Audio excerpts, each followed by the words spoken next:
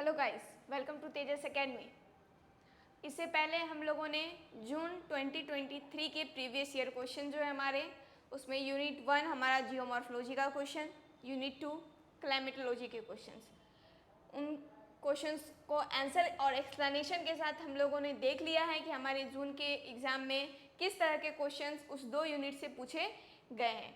तो आज हम लोग देखेंगे कि हमारा जो यूनिट 3 है ओशियनोग्राफी, उसमें किस तरह के क्वेश्चंस आए हैं, उसके क्या आंसर हो सकते हैं और उसमें जितने भी कॉन्सेप्ट हैं उन सबको मैं एक्सप्लेन करूंगी और मैं पूरी कोशिश करूंगी कि इस कुछ क्वेश्चंस के द्वारा ही आप ज़्यादा से ज़्यादा कॉन्सेप्ट जो है ओशियनोग्राफी का उसको जान सकें, ताकि आप लोगों को आने वाला जो अपना एग्ज़ाम है, जैसा कि आप लोगों ने देखा है कि हमारे एग्ज़ाम का नोटिफिकेशन भी जारी हो चुका है, तो अब आप लोग बिल्कुल भी देर ना करें और लगातार अपने एग्ज़ाम का प्रिपरेशन जो है कंटिन्यू रखें और जल्द से जल्द अपने फॉर्म को फिलअप कर दें और अपने स्टडी को कंटिन्यू रखते हुए क्वेश्चन एनालिसिस की ओर भी ध्यान दें। ऐसा नहीं कि आप सिर्फ स्टडी करते जाएं और जो क्वेश्चन पैटर्न है उसको ध्यान ना दें, नहीं, हमें जितना इम्पोर्टेंट स्टडी करना है उतना ही इम्पोर्टेंट हमारे एग्ज़ाम में किस तरह के क्वेश्चंस आ रहे हैं, उसके ऑप्शंस कैसे फ्रेम किए जा रहे हैं उसको जानना भी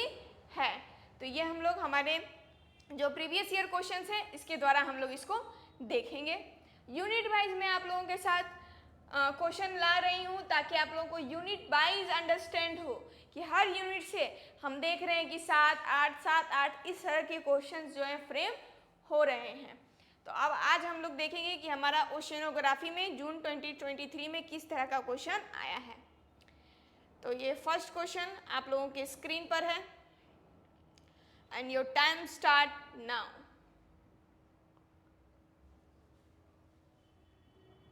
तो रीड कीजिए पहले क्वेश्चन को और आंसर देने की कोशिश कीजिए। गिवन बेलो आर 2 स्टेटमेंट्स, इस क्वेश्चन में आप लोगों को 2 स्टेटमेंट दिया गया है, स्टेटमेंट फर्स्ट एंड स्टेटमेंट 2। आप लोगों को देखना है कि कौन सा स्टेटमेंट आपका सही है, कौन सा गलत है, या दोनों ही सही है और या दोनों ही गलत है। उसी के हिसाब से आप लोगों को जो है आपका आंसर सेलेक्ट करना है। ए ऑप्शन हमारा बता रहा है कि दोनों स्टेटमेंट करेक्ट है, बी हमारा बता रहा है कि दोनों हैं इनकरेक्ट है, सी हमारा बता रहा है कि पहला करेक्ट और दूसरा इनकरेक्ट है, और डी हमारा बता रहा है कि पहला इनकरेक्ट और दूसरा करेक्ट है। अब आप लोगों को देख करके ऑप्शन को सेलेक्ट करना है। तो आप लोगों को मैं 1 मिनट का टाइम दूंगी, आप लोग अपना आंसर सेलेक्ट करें।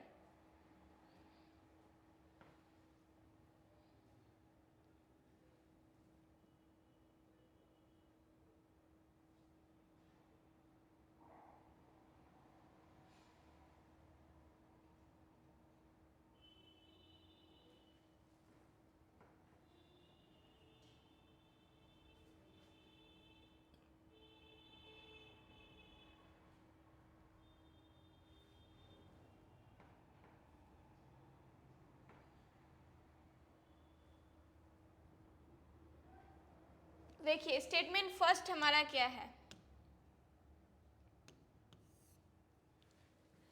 Icebergs are not common along the Norwegian coast, यानी कि नॉर्वे के समुद्री तटों के साथ सामान्यतः हिमशिलाएं नहीं होती हैं। कह रहा है कि हमारा जो नॉर्वेजियन कोस्ट है ना, वहाँ पर जो आइसबर्ग्स हैं हिमशिलाएं नहीं पाई जाती हैं। तो क्या ये सही है? क्या वहाँ पर आइसबर्ग्स नहीं होते हैं?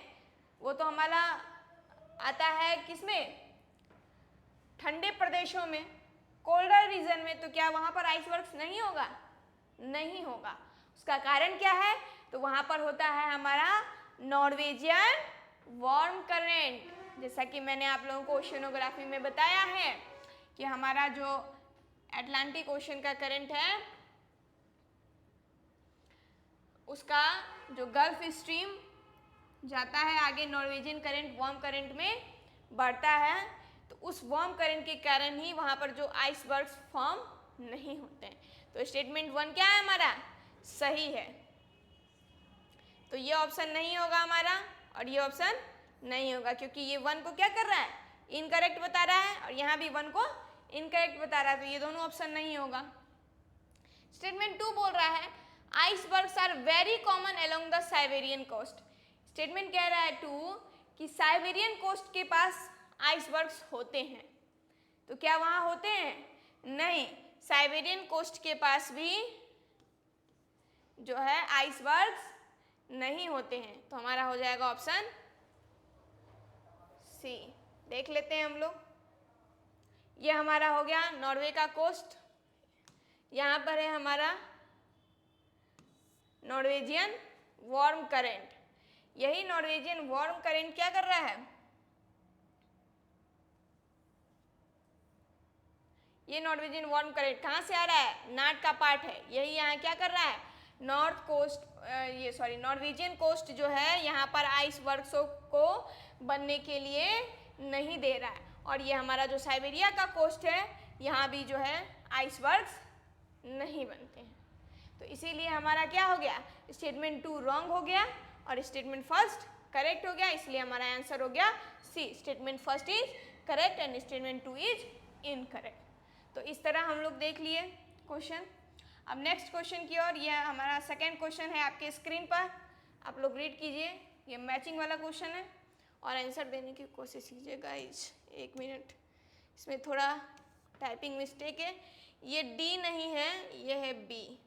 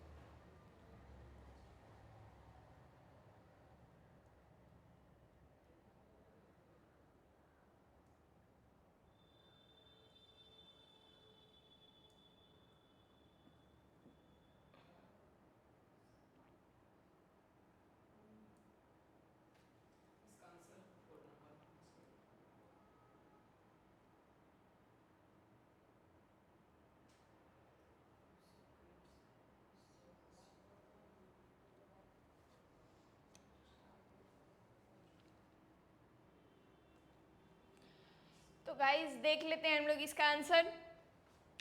ये देखिए ब्राजील करंट, ये हमारा कौन से ओशन का करंट है? ये ब्राजील है हमारा अटलांटिक ओशन का करंट। गल्फ स्ट्रीम भी हमारा अटलांटिक है, ये नॉर्थ अटलांटिक का है, ये साउथ अटलांटिक का है। क्यूरोशियो हमारा पैसिफिक ओशन का है, अगुलास हमारा इंडियन ओशन का है। तो देख रहे हैं कि इस तरह डिफरेंट ओशन के करंट्स को मिला करके क्वेश्चन फ्रेम किए जा रहे हैं। और ये सारा है हमारा वार्म करंट और इसमें दिया गया है कि ये कौन से कोल्ड करंट से क्या कर रहा है? मिल रहा है ना। तो देख लेंगे हमारा जो ब्राजील की धारा है ये मिल रही है हमारी फॉकलैंड से, गल्फ स्ट्रीम लेब्राडोर से, क्यूरोशियो हमारा ओआशियो से और अगुलास हमारा पश्चिमी पवन विक्षेप वेस्ट विंड ड्रिफ्ट से। तो ए का हमारा 2 यहीं पर है बस। तो ये सारे ही ऑप्शन क्या हुए? गलत। आंसर तो एक से ही निकल गया है। गल्फ स्ट्रीम का लेब्राडोर बी का 3, सी का 1 और डी का 4। तो हमारा ऑप्शन डी क्या हो गया? इसका सही आंसर हो गया। एक बार हम लोग देख लेते हैं मैप की ओर भी। ये देखिए गल्फ स्ट्रीम है हमारा नॉर्थ अटलांटिक का पार्ट और यहाँ पर इसे देखिए, ये रही हमारी लेब्राडोर कोल्ड करंट और ये गल्फ स्ट्रीम वार्म करंट, ये यहाँ पर मर्ज हो रहा है।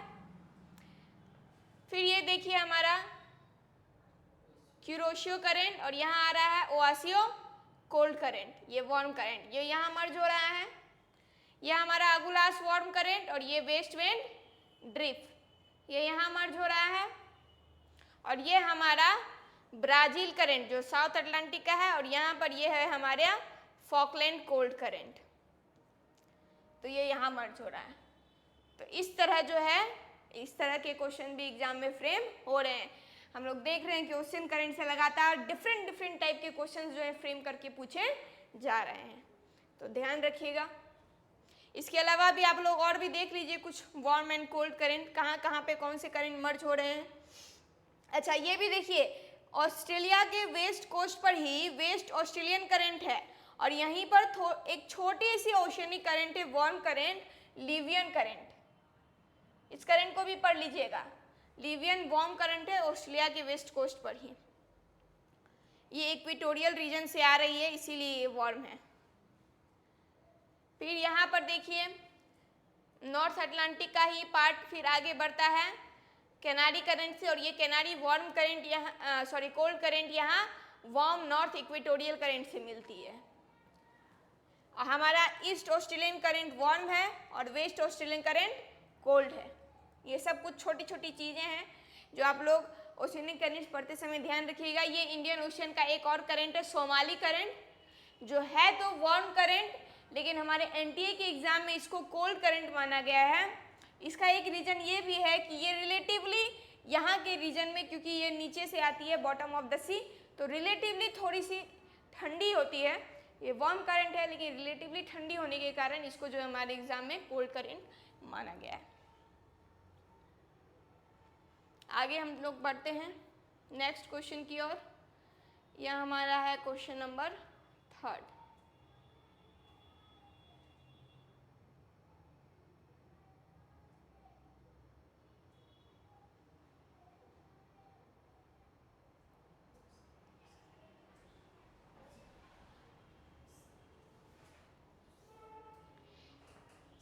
Arrange the flowing seas in ascending order of concentration of salinity minimum to maximum।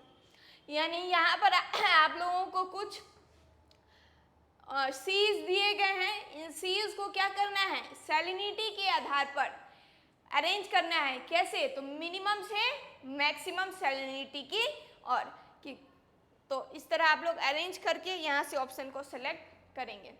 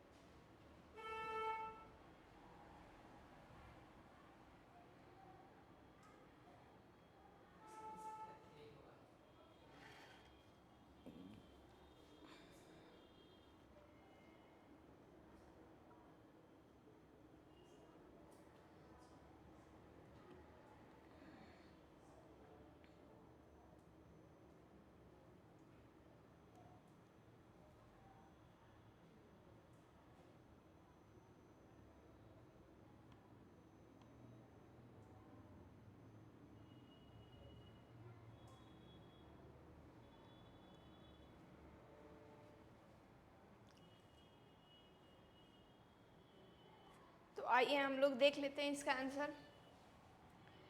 देखिए, बाल्टिक सी, ब्लैक सी, चाइना सी और रेड सी, अब इनको क्या करना है, अरेंज करना है। कैसे, सैलिनिटी के आधार पर। सबसे कम सैलिनिटी किसमें है, फिर उससे ज़्यादा किसमें है, फिर उससे ज़्यादा और फिर सबसे ज़्यादा। तो हमारा जो बाल्टिक सी है इसमें सैलिनिटी सबसे कम होती है, ये लेस सलाइन है।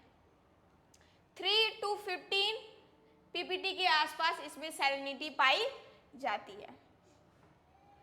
तो हमारा सी सबसे पहले हो जाएगा, सी हमारा यहाँ आ रहा है। तो यानी कि हमारा ये तीनों ऑप्शन कट हो जाएंगे। इसके बाद हो जाएगा हमारा ब्लैक सी, डी। फिर हो जाएगा हमारा चाइना सी और तब लास्ट में हो जाएगा हमारा रेड सी। रेड सी हमारा काफ़ी सलाइन होता है, तो हमारा हो जाएगा ऑप्शन डी। आइए हम लोग देख लेते हैं कुछ सैलिनिटी को। ये आपके कुछ वाटर बॉडीज हैं और ये उनमें पाई जाने वाली सैलिनिटी है। सैलिनिटी है पीपीटी में, सैलिनिटी हमेशा पीपीटी में ही लिखी जाती है। पीपीटी का पूरा जो फॉर्म, फुल फॉर्म होता है वो होता है पार्ट्स पर 1000।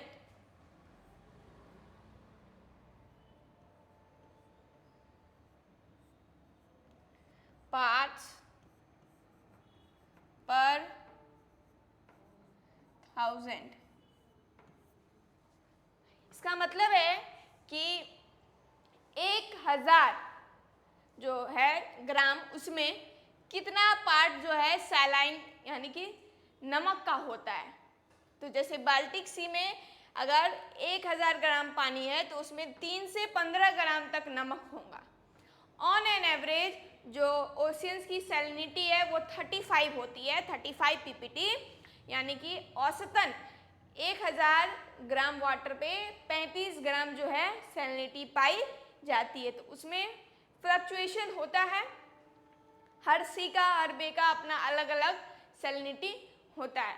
किसी किसी की सैलिनिटी 300-400 पे भी पहुंच जाती है और कोई बहुत लेस सलाइन भी वाटर होता है। तो उसी आधार पर उसकी सैलिनिटी को यहाँ दिया गया है। ये कुछ इम्पोर्टेंट नहीं, इम्पोर्टेंट तो बहुत सारे हैं, हम इसको कह सकते हैं मोस्ट इम्पॉर्टेंट। कुछ मोस्ट इम्पॉर्टेंट सी और उसकी सैलिनिटी को मैं आप लोगों के सामने दी हूँ, इसको आप लोग ज़रूर नोट डाउन कर लीजिए। और देखिए हमारा जो अभी क्वेश्चन है उसमें हमारा बाल्टिक सी था। ये देखिए हमारा बाल्टिक सी सबसे कम है 3 से 15, ब्लैक सी 16 से 18, उससे कुछ ज़्यादा है। फिर है हमारा चाइना सी 25 से 35, हमारा रेड सी 36 से 41। तो ये देख रहे हैं अरेंज इस तरह हुआ है, बाल्टिक सी, ब्लैक सी, चाइना सी और रेड सी। ये मैंने आप लोगों को अरेंज करके दिया है minimum to maximum ascending order में। Dead Sea, Great Salt Lake, ये दोनों से भी कई बार एग्जाम में क्वेश्चन पूछे गए हैं, तो ये इम्पॉर्टेंट है, नोट डाउन कर लीजिए आप लोग। मैं स्लाइड आप लोगों के साथ रखती हूँ कुछ मिनट्स के लिए, आप लोग इसको ज़रूर नोट डाउन कर लें। आप लोग स्क्रीनशॉट लेकर के अपने मोबाइल में सेव ना करें, स्क्रीनशॉट लेकर के आप लोग फ़ोन में रख लेते हैं और वो आपके फ़ोन में ही रह जाता है। तो इसको नोट कीजिए, अपने हाथों से थोड़ा कष्ट कीजिए, अपने हाथों से पेपर पर लिखिए और उसे अपने आसपास कहीं पेस्ट कीजिए, ताकि बार बार आपकी नज़र उस पर पड़ती रहे और आपको वो याद हो जाए।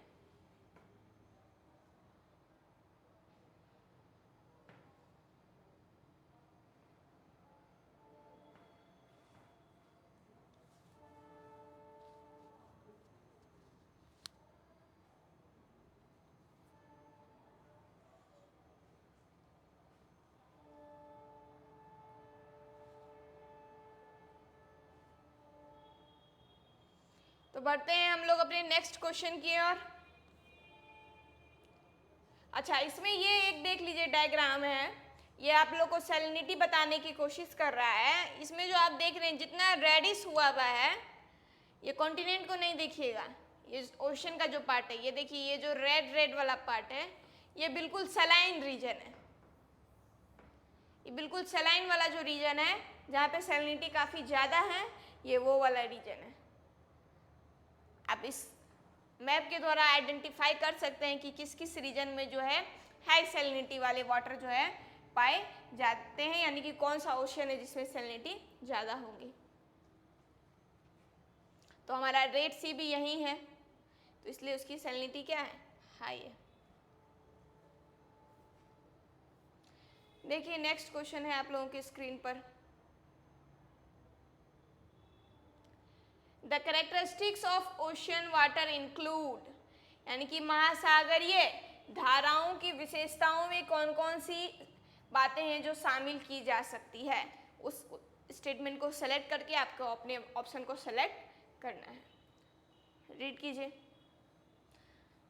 स्टेटमेंट बेस्ड क्वेश्चन आजकल लगातार हमारे एग्जाम में पूछे जा रहे हैं और भर भर कर पूछे जा रहे हैं, तो स्टेटमेंट रीड करने पर अपना कमांड बनाइए। ऐसा नहीं है कि क्वेश्चन स्क्रीन पर आ गया, स्टेटमेंट वाला है, कौन पढ़ेगा, छोड़ दो, चलो आंसर बताएंगे तो देख लेंगे हाँ ए होगा कि बी होगा। नहीं, स्टेटमेंट पढ़िए। जितना आप स्टेटमेंट पढ़ेंगे उतना ज़्यादा आप कॉन्सेप्ट को जानेंगे। तो एक बार पढ़िए स्टेटमेंट को आप लोग।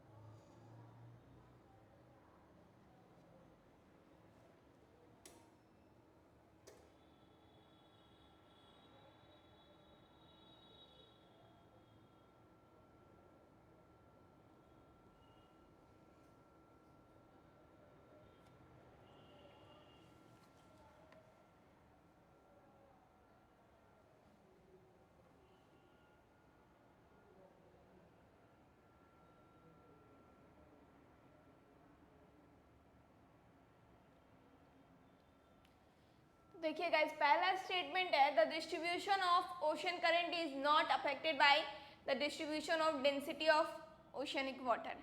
कह रहा है कि महासागर की जो धाराएं हैं उनका जो वितरण है वो जल के घनत्व से प्रभावित नहीं होता है, ऐसा ये स्टेटमेंट कह रहा है। तो क्या ओशनिक करंट ओशन की डेंसिटी से अफेक्ट नहीं होती है? ओशन करंट ओशन की डेंसिटी से अफेक्ट होती है। डेंसिटी, सैलिनिटी, टेम्परेचर, ये तीन इंपॉर्टेंट फैक्टर हैं जो ओशन करंट के मूवमेंट में बहुत ही इंपॉर्टेंट रोल प्ले करते हैं। तो ये स्टेटमेंट हमारा क्या हो गया? गलत हो गया। ये होना चाहिए था प्रभावित होती है, ये अपोजिट लिखा हुआ है, तो ए 1 हमारा गलत है, तो 1 यहाँ है तो ये हमारा गलत हो गया, 1 यहाँ है तो ये भी हमारा गलत हो गया। दूसरा स्टेटमेंट कह रहा है heat lost by the tropical ocean is the major source of heat needed to drive the atmospheric circulation। कह रहा है कि जो उष्णकटिबंधीय महासागर द्वारा उष्मा की क्षति वायुमंडल परिसंचलन के लिए आवश्यक उष्मा का प्रमुख स्रोत है। ट्रॉपिकल ओशन में जो हीट लॉस्ट होता है वो जो एटमॉस्फेरिक सर्कुलेशन वहाँ चलता है तो उसके लिए इम्पॉर्टेंट है। यस, उसके लिए ये बहुत ही इम्पॉर्टेंट है, क्योंकि इसमें क्या होता है, टेम्परेचर का रोल हो जाता है और टेम्परेचर के रोल से ही कोई भी जो एटमॉस्फेरिक सर्कुलेशन क्या है वो कंप्लीट होती है। तो 2 हमारा होगा, ये यहाँ पर है, यानी कि ऑप्शन बी होगा हमारा सही। देख लेते हैं हम आगे की ओर। Most of the heat absorb by the ocean in tropic is release as water vapour in polar areas. कह रहा है कि ओशियन में, ट्रॉपिक में जो हीट एब्जॉर्ब हो रहा है वो जा करके पोलर एरिया में रिलीज होता है। तो नहीं, ऐसा नहीं है। पोलर एरिया में रिलीज होने का मतलब हो गया कि यहाँ पर बादल बन रहे हैं इक्वेटर में और वो पोलर पर जा करके बरस रहे हैं। तो क्या ऐसा होता है? नहीं। हाँ, कुछ सर्कुलेशन है इसमें और भी कुछ फिनोमिना हैं जो इस सर्कुलेशन को कंप्लीट करते हैं, सिर्फ इसके कारण ऐसा नहीं होता है। तो स्टेटमेंट 3 भी हमारा गलत हो गया। 4 है less salty waters are at high latitude. कह रहा है कि जो उच्च अक्षांश होते हैं वहाँ पर जो वाटर्स होते हैं वो क्या होते हैं, लेस सॉल्टी, यानी उनमें नमक की मात्रा कम होती है। तो यस, हाई लेटीट्यूड वाले वाटर लेस सलाइन होते हैं। क्यों? क्योंकि वहाँ पर जो है पोलर रीजन से फ्रेश वाटर आ करके मिल रहे होते हैं। मैंने आप लोगों को बताया था कि जब भी फ्रेश वाटर कहीं पर इन्फ्लक्स होता है तो उसकी सैलिनिटी क्या होती है, कम हो जाती है, क्योंकि इक्वेटर में भी ऐसा ही होता है। वहाँ पर ज़्यादा रेनफॉल होने के कारण वहाँ की सैलिनिटी, वहाँ की डेंसिटी हमेशा कम होती है। तो हमारा ऑप्शन डी क्या हो गया, करेक्ट। तो सॉरी, स्टेटमेंट डी हो गया हमारा करेक्ट। तो हमारा ऑप्शन बी हो जाएगा इसका आंसर। देख लेते हैं हम लोग थोड़ा स्टेटमेंट वाइज भी देख लीजिए। यहाँ लिखा गया है ट्रॉपिकल ओशन जो है वो रिसीव करता है मोर सोलर रेडिएशन को, and the heat absorb by these ocean play crucial role in driving atmospheric circulation pattern. कह रहा है कि ट्रॉपिकल ओशन क्या करता है, बहुत सारे सोलर रेडिएशन को एब्जॉर्ब करता है, और उसके एब्जॉर्ब करने के कारण ही वो क्या करता है, एटमॉस्फेरिक सर्कुलेशन जो चलती है कि वहाँ से वायु जो है ऊपर की ओर बढ़ती है, फिर बादल बनते हैं, पानी बरसता है और वो फिर सेटल डाउन होता है। तो उसमें हीट जो है एक इम्पॉर्टेंट रोल होता है ओशियनिक करेंट का। ओशियन करेंट क्या है, इन्फ्लुएंस्ड होते हैं बहुत सारे फैक्टर से, प्लेनेटरी विंड, टेम्परेचर, डेंसिटी, ये सब उसमें इम्पॉर्टेंट है। और डेंसिटी में जो वेरिएशन होता है उसके पीछे 3 फैक्टर होते हैं, टेम्परेचर और सैलिनिटी और ये डेंसिटी, जिससे कि चेंज होता रहता है। वो कह रहा है कि जो हीट अब्जॉर्ब किया जाता है ओशन के द्वारा ट्रॉपिक्स में, वो पोलर एरिया में वाटर वेपर के रूप में रिलीज नहीं होता है। The transfer of heat from the tropics to polar region involves, इसमें क्या है, बहुत ही जटिल प्रक्रियाएं जो इसमें शामिल होती है। सिर्फ ऐसा नहीं है कि यहाँ पे हीट एब्जॉर्ब हुआ और वो पोलर में जाकर रिलीज हो जाएगा, नहीं। और हाई लेटीट्यूड का कोल्ड वाटर क्या होता है, आकर के मिक्स होता है वहाँ के ओशनिक वाटर से, इसलिए वहाँ पर सैलिनिटी क्या होती है, लोअर होती है। नेक्स्ट क्वेश्चन स्क्रीन पर है आपके सामने। The density of oceanic water is generally lowest in, अभी तक जितना क्वेश्चन मैंने डिस्कस किया है वहीं से आपको इसका आंसर मिल जाएगा। और ये देखिए एक ही एग्जाम में आए हुए हैं, तो इसका मतलब आप लोगों को समझ में आ रहा होगा कि अगर हमारा कॉन्सेप्ट क्लियर रहता है तो हम लोग क्वेश्चन को आसानी से डील कर सकते हैं।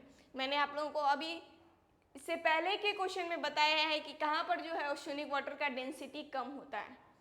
देखिए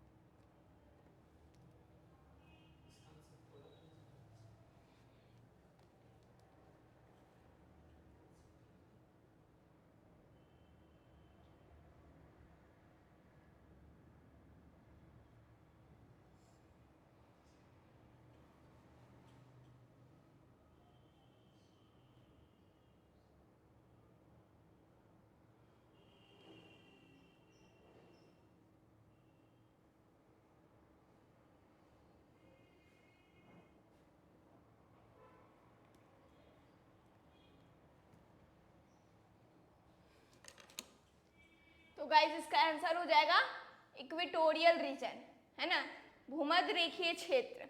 मैंने अभी जस्ट आप लोगों के साथ डिस्कस किया था कि जहाँ पर पानी ज़्यादा हो, रेनफॉल हो, वहाँ का डेंसिटी क्या होता है, कम हो जाता है।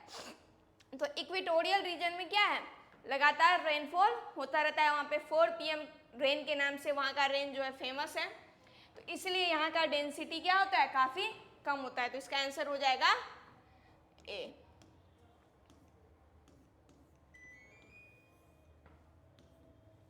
देख लेते हैं हम बाकी सारे रीजन्स को भी, क्या वहाँ क्या कैरेक्टरिस्टिक्स है, इन सबको भी हम लोग जान लेते हैं ताकि नेक्स्ट अगर कोई क्वेश्चन इससे रिलेटेड आए तो आप लोगों की गलती ना हो। देखिए अच्छा, पोलर रीजन में क्यों डेंसिटी नहीं होगा कम, क्योंकि पोलर रीजन क्या है, कोल्डर रीजन है, और कोल्डर रीजन पे पानी क्या होगा, कोल्ड होगा, और कोल्ड वाटर हैवी होता है, इसलिए उसकी डेंसिटी ज़्यादा होगी।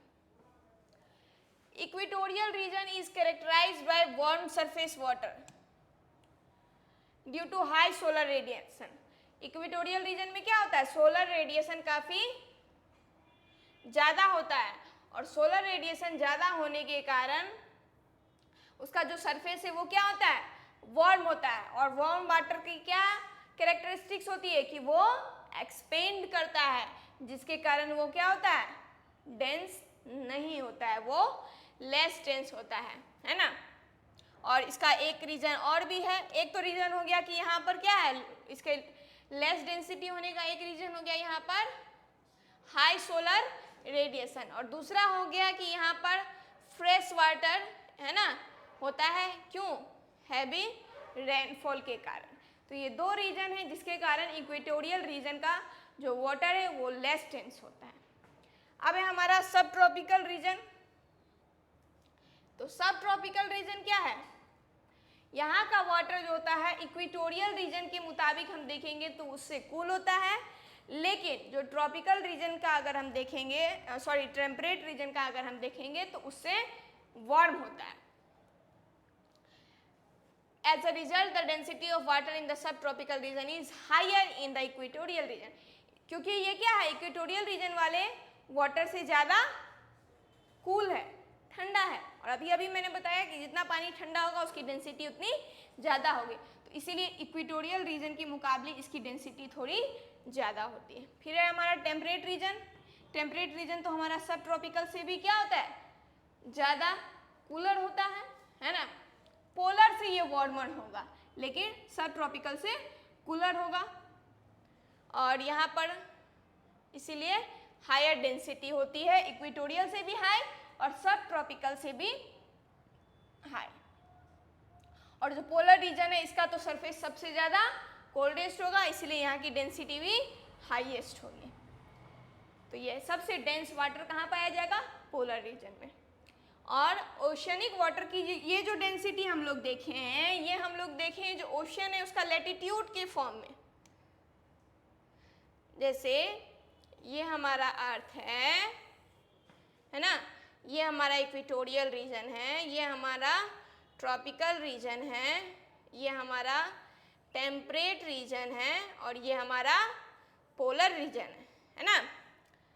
तो यहाँ वाला वाटर क्या होगा, सबसे लेस डेंस, ये वाला उससे ज़्यादा डेंस, ये उससे ज़्यादा, और ये उससे ज़्यादा। तो ये हम देखें लैटिट्यूड के हिसाब से, हॉरिजॉन्टल डिस्ट्रीब्यूशन देखे हैं हम डेंसिटी का ओशनिक वाटर का। इसके अलावा जो वर्टिकल डिस्ट्रीब्यूशन होता है, यानी बॉटम से सरफेस की ओर, सरफेस से बॉटम की ओर, कोई भी जो ओशन है, तो ये ओशन है, ये ओशन का सरफेस है, ओशन का सरफेस, और ये उसका बॉटम है, इसको कहते हैं वर्टिकल डिस्ट्रीब्यूशन। और जब हम इस तरह बढ़ रहे हैं तो ये हो गया हमारा हॉरिजॉन्टल डिस्ट्रीब्यूशन। तो ये हम लोग देखें हॉरिजॉन्टल डिस्ट्रीब्यूशन कैसे अफेक्ट हो रहा है। इसके अलावा जो वर्टिकल डिस्ट्रीब्यूशन है ओशियन करेंट का, उसका भी डेंसिटी अफेक्ट होता है। तो उसके पीछे क्या फैक्टर्स हैं, तो उसके पीछे हमारे 3 फैक्टर्स हैं जिसको हम लोग STP भी कह सकते हैं, सैलिनिटी, टेम्परेचर और प्रेशर। इस 3 चीज़ से वर्टिकल रूप से जो है डेंसिटी ओशनिक वाटर का अफेक्ट होता है। तो अब हम लोग बढ़ रहे हैं नेक्स्ट क्वेश्चन की ओर। क्वेश्चन नंबर 6 आप लोगों के स्क्रीन पर। ये सारे क्वेश्चंस वही हैं जो अभी जून 2023 में पूछे गए हैं। स्टेटमेंट बेस्ड क्वेश्चन आए हुए हैं लगातार।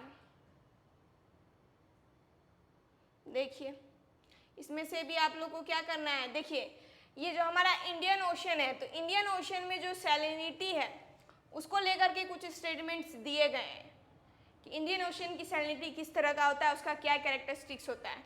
तो आप लोग को उसमें से करेक्ट स्टेटमेंट को आइडेंटिफाई करके अपने ऑप्शन को सेलेक्ट करना है। रीड कीजिए, थोड़ा बड़ा है क्वेश्चन। क्लियर है, विजिबल है?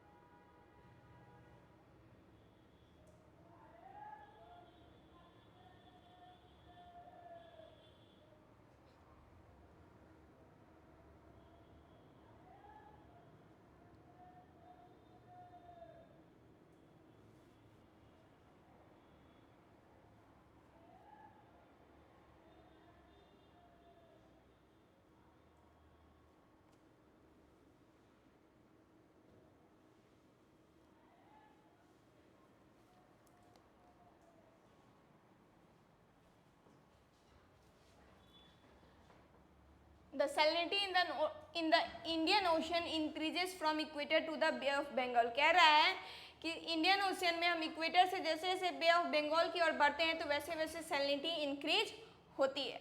और दूसरा स्टेटमेंट कह रहा है कि इंडियन ओशियन के इक्वेटर से हम जैसे बे ऑफ बंगाल की ओर बढ़ते हैं तो वहाँ पे सैलिनिटी क्या होती है, डिक्रीज होती है। अब दोनों में से तो कोई एक ही ऑप्शन सही हो सकता है क्योंकि दोनों क्या है, एक दूसरे के कॉन्ट्राडिक्टरी हैं, अपोजिट सेंटेंस है।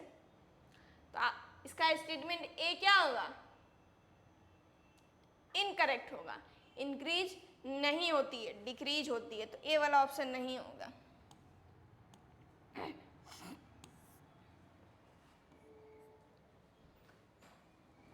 क्यों डिक्रीज होती है, इसका कारण है क्या, वहाँ पे fresh water Bay of Bengal में बहुत सारी नदी रिवर सिस्टम जो है, Ganga river system, Brahmaputra river system, तो इसकी जितनी भी नदियाँ हैं वो सब आकर के बे ऑफ बंगाल में अपना वाटर डिस्चार्ज करती है, जिसके कारण फ्रेश वाटर के कारण वो पानी क्या होता है, लेस सलाइन हो जाता है, इसलिए वो डिक्रीज हो रहा होता है।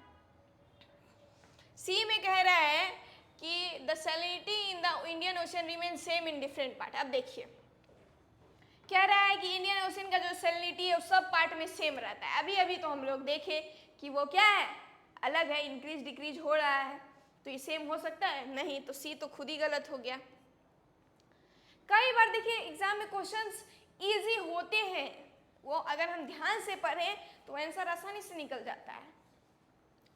डी कह रहा है कि the 45% isohaline divide the Indian ocean into western and eastern section, कि 45% का जो आइसोहेलाइन रेखा है, समलवन रेखा जिसको हम लोग कहते हैं, कह रहा है कि वो इंडियन ओशन को दो पार्ट में बांटती है, वेस्टर्न और ईस्टर्न। नहीं, ऐसी कोई समलवन रेखा नहीं है जो इंडियन ओशन का डिवीजन करती है, तो स्टेटमेंट डी भी हमारा क्या है, इनकरेक्ट। तो ये भी हमारा गया, तो हमारा आंसर निकल के आ गया ए। देख लेते हैं स्टेटमेंट ई को।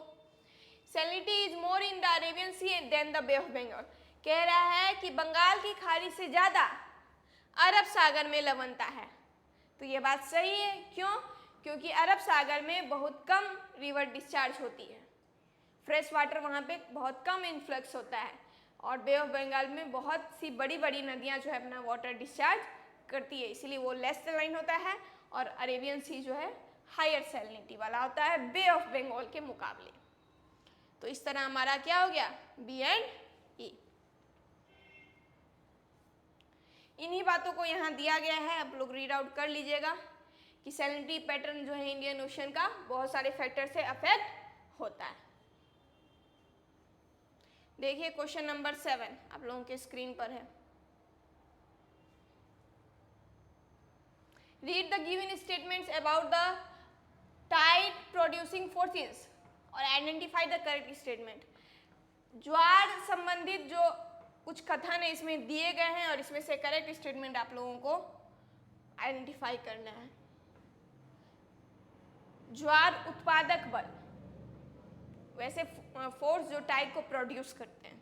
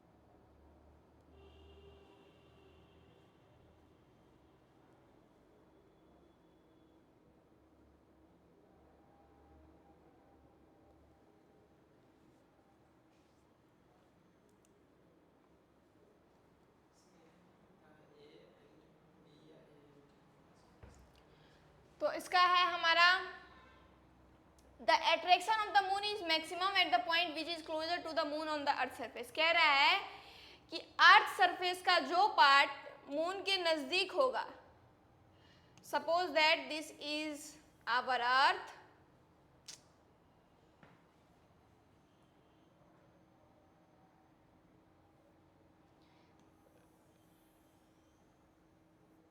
And this is moon. कह रहा है अर्थ सरफेस का जो पार्ट मून के नजदीक होगा वहां पर मून का अट्रैक्शन सबसे ज्यादा होगा। जैसे ये सरफेस है तो कह रहा है इस पर मून का अट्रैक्शन सबसे ज्यादा होगा। तो ये स्टेटमेंट क्या है, 100% करेक्ट है कि कोई भी चीज का अट्रैक्शन जो जिस चीज के जितने नजदीक होती है उसका अट्रैक्शन उसकी ओर ज्यादा होता है। इसका हम लोग छोटा सा एग्जाम्पल देख सकते हैं। हम लोगों के पास घर में मैग्नेट होगा, चुंबक। हम लोग देखते होंगे कि उस मैग्नेट को हम लोहे के जितने नज़दीक ले जाते हैं वो उसको उतनी जल्दी अपनी ओर अट्रैक्ट कर लेती है। हम एक मैग्नेट यहाँ रखते हैं और लोहे को बहुत दूर रखते हैं तो वो उसको अपनी ओर अट्रैक्ट नहीं कर पाती है, लेकिन जैसे ही वो नज़दीक आती है वो उसे तुरंत अट्रैक्ट कर लेती है। तो ये स्टेटमेंट हमारा ए क्या हो गया, सही हो गया। तो ये कट गया हमारा, ये कट गया। अब है कह रहे हैं distance is very important variable. तो हम लोग देखें अभी अभी कि दूरी क्या है, बहुत ही इंपॉर्टेंट है। जस्ट मैं बताई हूँ कि जितना दूर होगा उतना अट्रैक्शन कम होगा, जितना नजदीक होगा उतना अट्रैक्शन ज्यादा होगा। तो बात सही है, तो ये हो गया सही हमारा, ये भी गया, आंसर तो हमारा निकल के आ गया। लेकिन हम देख लेते हैं इन दो स्टेटमेंट्स को भी। The attraction of the moon is minimum at the point which is closer to the moon. अब ये ठीक इसका अपोजिट है, कह रहा है कि मून की जो नजदीक पॉइंट होगा वहां पे अट्रैक्शन मिनिमम होगा। तो ये कभी हो ही नहीं सकता, ये बिल्कुल गलत है। कह रहा है कि the tide generating forces are very large in magnitude compare to the gravitational force. कह रहा है कि टाइड जनरेटिंग फोर्स जो होता है उसका जो मैग्नीट्यूड होता है, परिमाण, वो ग्रेविटेशनल फोर्स से ज्यादा होता है। नहीं, ऐसा नहीं है। टाइड प्रोड्यूसिंग जो फोर्स है वो भी इम्पॉर्टेंट है, लेकिन यह जरूरी नहीं है कि उसका मैग्नीट्यूड हमेशा उससे ज़्यादा हो, क्योंकि जो टाइड का ओरिजिन होता है उसमें जो सबसे इम्पॉर्टेंट रोल होता है वो होता है ग्रेविटेशनल फोर्स का। Gravitational force between the moon and the earth is the primary force responsible for generating tides. ये प्राइमरी फोर्स है ग्रेविटेशनल फोर्स, जिसके कारण टाइड जनरेट होता है। और इसमें और जो फैक्टर्स हैं वो इसके साथ मिलकर काम करते हैं, लेकिन ग्रेविटेशनल फोर्स क्या है, सबसे इम्पॉर्टेंट होता है टाइड जनरेशन में। तो ये वही चीज़ है जो मैंने आप लोगों को एक्सप्लेन कर दी है, लेकिन आप लोग रीड जरूर कर लीजिएगा। बढ़ते हैं हम लोग नेक्स्ट क्वेश्चन की ओर। ये क्वेश्चन नंबर 8 देखिए, which one of the following represent the average temperature of the bottom water of the Red सी।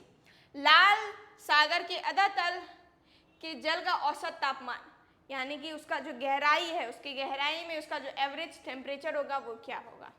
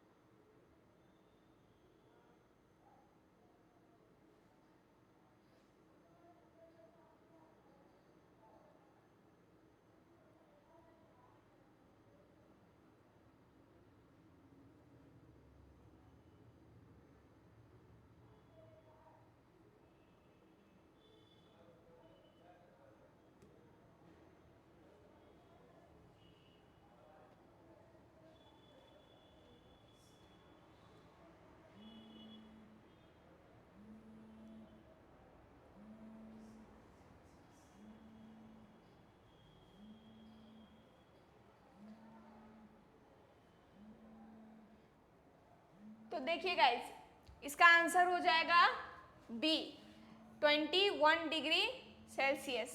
कैसे, हम लोग देखे थे कि हमारा जो रेड सी है उसका सरफेस टेम्परेचर काफ़ी ज़्यादा था और इसके बॉटम का टेम्परेचर कुछ कम है, तो ये हम देखेंगे इसकी सरफेस से कम है, लेकिन बॉटम के मुकाबले अगर हम देखें तो बॉटम के हिसाब से 21 डिग्री सेल्सियस काफ़ी ज़्यादा टेम्परेचर है। तो ऐसा क्यों है?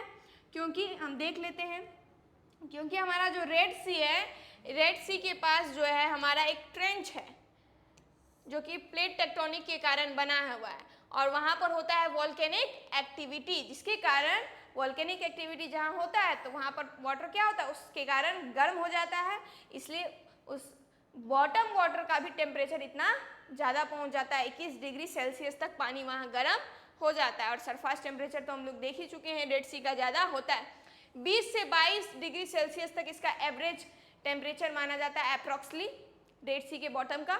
एग्जाम में हमारा 21 दिया गया तो ठीक है, 20, 22, 23 इतना आसपास रेट हो सकता है। हमारे एग्जाम में डायरेक्ट सही नंबर आपको मिले ऐसा ज़रूरी नहीं है, हम लोग को आसपास का नंबर भी मिलता है, तो हम लोग को वैसे सेलेक्ट करना होगा। तो इस तरह हम लोग देख लिए कि हमारा ऑप्शन बी हो जाएगा इसका सही आंसर। तो आज के लिए बस इतना ही, थैंक यू। अब मिलेंगे फिर से नेक्स्ट सेशन में, तब तक के लिए think, trust, perform and achieve. और आगे फिर मैं इसी तरह आप लोगों के साथ आऊँगी कुछ नए टॉपिक, कुछ नए क्वेश्चंस के साथ। Bye guys.